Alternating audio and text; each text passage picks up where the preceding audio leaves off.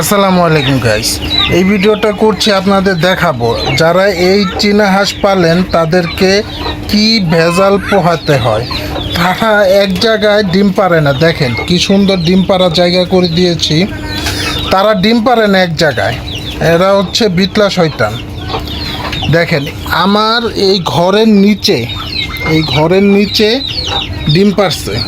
আমি 3 দিন ধরে ডিমের হিসাব পাচ্ছি না। প্রত্যেক দিন একালি 5টা 6টা করে ডিম পাই। কালকে থেকে আমি ডিম পাচ্ছি 2টা করে। তো আশেপাশে খুঁজলাম, ডিম পাই নাই।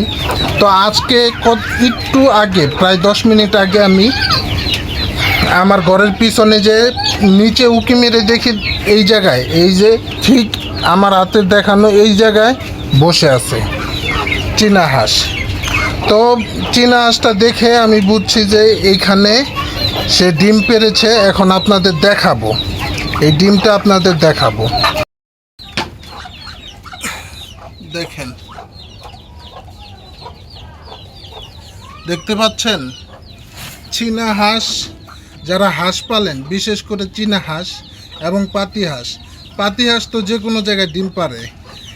আমার চীনা হাঁসও এখন পাতি হাঁসের সাথে থাকতে থাকতে পাতি হাঁসের মধ্যে যে কোনো জায়গায় ডিম পাড়া শুরু করছে। আল্লাহ জানে আমার এই ঘরের নিচে আরও কয়টা ডিম আছে। তো এরকম আমার দেশি মুরগিও নিচে ডিম পারে।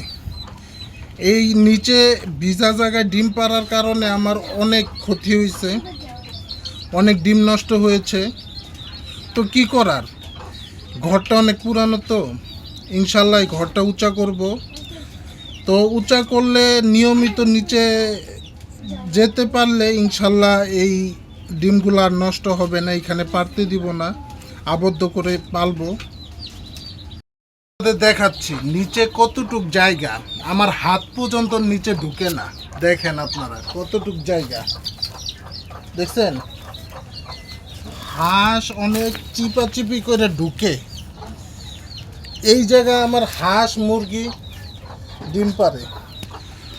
তো যেই জায়গায় ডিম পারছে সে ওই জায়গায় আবার সুন্দর মতো কাঠের শোল পাকলা আইনা শুকনা করে তারপরে ডিম পারছে।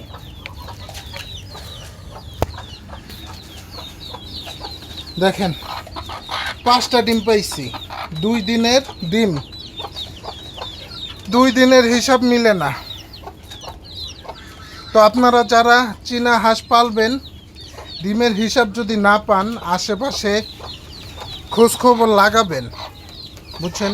আপনাদের চীনা হাঁস পাতি হাঁস যে জায়গায় ঘোরাফেরা করে, পুকুর হোক খাল হোক, আশেপাশে যত জায়গা আছে আপনারা একটু ঘুরে দেখবেন। চীনা হাঁসগুলো যেখানে বসে থাকে ডিম পাড়ার সময় হলে ওইখানেই ডিম পেড়ে দেয়, এবং পাতি হাঁস একই সেম কাহিনী। তো ভালো থাকবেন, আজকে এই পর্যন্তই। আবার আসবো অন্য কোনো এক ভিডিওতে। আল্লাহ হাফেজ, ভালো থাকবেন।